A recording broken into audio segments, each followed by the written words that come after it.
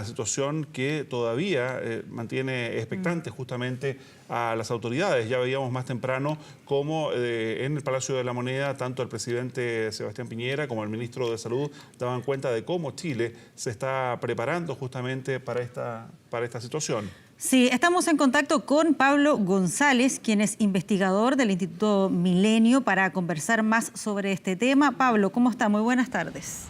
Hola, muy buenas tardes, Patricia. Buenas tardes, Mauricio. Sí, preguntarle, bueno, primero, para conocer un poco más de lo que estamos hablando, de este coronavirus, ¿en qué consiste este coronavirus? Entiendo que hay otros tipos de coronavirus, pero ¿por qué puntualmente este se ha transformado en un riesgo para los seres humanos? Bueno, en la actualidad se conocen aproximadamente unos 40 coronavirus existentes. La mayoría de ellos afecta a animales. Y de ese gran grupo de coronavirus, que es una familia de virus que comparten similitudes, 6 de ellos afectan humanos. De estos 6 hay 2 que son muy conocidos porque son muy patogénicos y han causado epidemias con alta letalidad en el mundo. Y estos son SARS y MERS.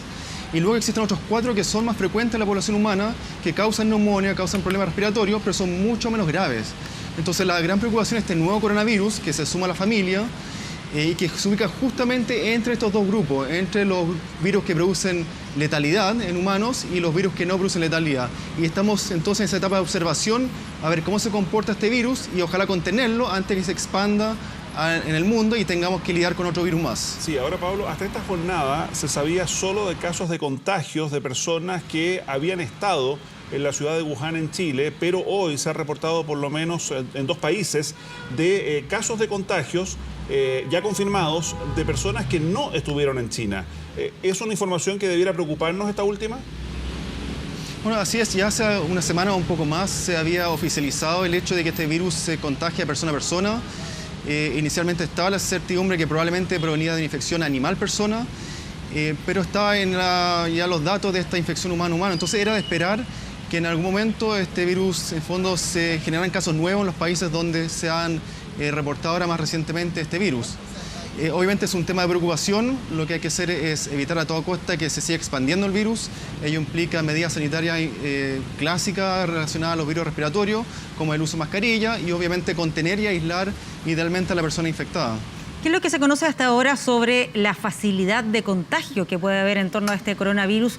Y sumo ahí también la duda que hay respecto al periodo de incubación en que se podría presentar este coronavirus. Bueno, esa es aún información que se está estudiando porque la verdad en general no se sabe mucho cuáles son la cantidad de casos de gente infectada que no manifiesta síntomas.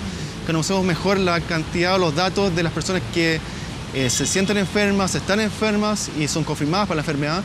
Y por tanto, a partir de esos datos se ha establecido que el virus presenta una capacidad moderada de transmisión humano-humano, similar tal vez a otros virus respiratorios como influenza o otros virus respiratorios, y por tanto con las medidas necesarias a considerar en esos casos.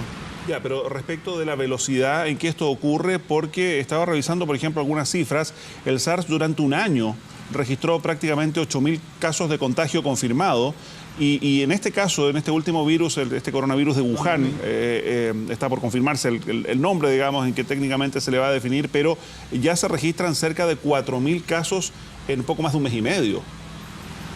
Así es, este virus ya tiene nombre, se llama N coronavirus 2019 oficialmente, y como bien dice, el número de casos es bastante alto comparado al caso de SARS, por ejemplo, o MERS también, que fue bastante contenido y para el cual el número de infectados confirmados fue bastante acotado. Ello implica entonces que este virus efectivamente tiene una tasa de transmisión efectiva entre humanos, la cual, como bien decía anteriormente, se debe encontrar más o menos aproximadamente dentro de la tasa de infección que tienen otros virus como el virus de influenza. Ahora, respecto del caso del número de contagiados, el nivel de mortalidad, ¿se define de qué manera? ¿Es una mortalidad habitual para este tipo de virus? ¿Es mediana? ¿Es alta? Bueno, comparado a SARS y a MERS es baja. Aproximadamente por el momento se estima en una letalidad aproximadamente del 3%, algunos hablan de 5%. El caso de SARS era 10% y el caso de MERS es de 35%. Entonces, por tanto, nos encontramos con un nivel de letalidad que por el momento es nuevamente aproximada, por así decir, a la de influenza, a la de casos graves de influenza, y por tanto, por ello reviste preocupación y obviamente la necesidad de tratar de contenerlo lo más posible. Sí, usted mencionaba que lo más relevante ahora como objetivo es poder contener este virus y evitar que se expanda, pero decía el ministro de Sanidad chino que el nuevo coronavirus es contagioso, según lo que ellos dicen, incluso antes de mostrar síntomas, parecido a lo que usted mencionaba. ¿Eso podría dificultar las labores para poder contener la propagación de este virus? En definitiva, en la infección por virus o por patógenos, bacterias u otro organismo, microorganismo, existe un periodo de incubación en el cual la persona no manifiesta necesariamente síntomas de la enfermedad, pero sí potencialmente puede tener la posibilidad de liberar partículas infecciosas e infectar a otros. Esto es lo que se cree que está ocurriendo con este virus porque han empezado a ocurrir estos casos de infección humano-humano sin necesariamente tener la persona conciencia que entró en contacto con alguien que estaba enfermo con el coronavirus. Entonces está esta posibilidad de que la persona no manifieste síntomas y lamentablemente esté liberando partículas y pueda ser infeccioso. Esto está aún por confirmar. El periodo de incubación no ha sido establecido con datos duros. Yo escuchaba entre 5 a 10 días y por tanto aún está por establecer de manera más clínica, con más datos. Ahora, Pablo, se señala que nuestra distancia, digamos, de China, estamos literalmente al otro lado del mundo, de alguna forma juega a favor de evitar contagios en nuestro país. Pero una duda muy frecuente es por la cantidad creciente de personas que importan productos desde China a través de diferentes plataformas. ¿El virus, hasta donde sabemos, se puede contagiar o puede venir en alguno de estos empaques, en alguno de estos envíos? Lo dudo muchísimo. Estos virus son organismos biológicos, tienen características físico-químicas que son en el fondo de la química del virus, que lo hacen susceptible a la degradación por temperatura, por sequedad. Incluso estos virus son generalmente virus de invierno. Entonces, si es que llegase a llegar un caso ahora de este virus, la probabilidad de expansión en la población no son muy altas porque las condiciones ambientales no son favorables para la expansión del virus.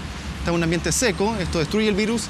También hay alta temperatura, esto también destruye el virus. O sea, más complicado sería si esto comenzara a llegar a nuestro país ya más cerca de otoño, invierno. Lo sumo lo que decía el ministro de Salud, Jaime Mañalich, quien mencionaba que se esperaba que la influenza se presentara de manera más severa este invierno. Así es, si es que el virus llegase a instalarse en la población, por así decir, es lo más probable que ocurra más centrado el otoño, hacia el invierno.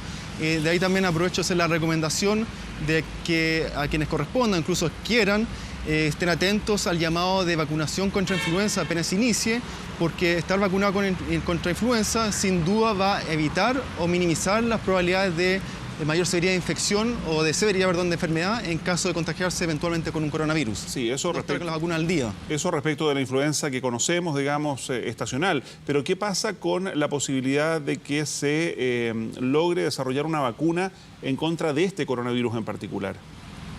Bueno, eso es un gran desafío. Actualmente se han establecido consorcios internacionales, estas agrupaciones de laboratorios científicos, de universidades, de industria farmacéutica, que han creado esfuerzos para poder responder de forma inmediata o lo más rápido posible a este tipo de brotes epidémicos mundiales. Es un gran desafío porque nunca ha sido fácil ni rápido generar una vacuna contra un virus. Hay etapas que resguardan la seguridad de estas formulaciones y por tanto es de esperar que esto tarde al menos un año, lo cual algunos han planteado de forma muy positiva, al menos un año para contar con una vacuna segura, aprobada, eficaz. Ahora, en términos prácticos, ¿qué es lo que provoca a una persona que se contagia de este coronavirus? ¿Es algo parecido a la neumonía? En primera instancia, los síntomas son muy parecidos a los de otros virus respiratorios. De hecho, podría confundirse con otros virus respiratorios y así ha ocurrido en algunos países donde se ha pensado inicialmente que se trata del coronavirus y finalmente se trata de otro virus. Este virus produce, al parecer, en la mayoría de los individuos un resfriado, esto es tos, fiebre, y en los casos más severos esto lleva a neumonía, que es una infección ya más de las vías respiratorias bajas, que induce dificultad respiratoria y ya hay eventualmente la hospitalización y lo que podría conducir a la muerte. Quiero destacar que los casos de pérdida humana producto de este virus se han asociado generalmente a adultos mayores o a personas que ya traen consigo morbilidad o alguna otra patología. El virus pareciera ser más agresivo en individuos que son susceptibles a infección o que no están muy bien preparados inmunológicamente. Claro, porque en ese mismo sentido, de acuerdo a la información que ha llegado desde China, ya hay personas que se han podido recuperar luego de haber contraído el virus. Así, la mayoría de las personas confirmadas positivas se han recuperado y se han ido a la casa. Muy bien, pues Pablo González, inmunólogo experto en virus y académico de la Universidad Católica de Chile, muchísimas gracias por habernos acompañado a esta hora. Muy buenas tardes. Encantado, buenas tardes.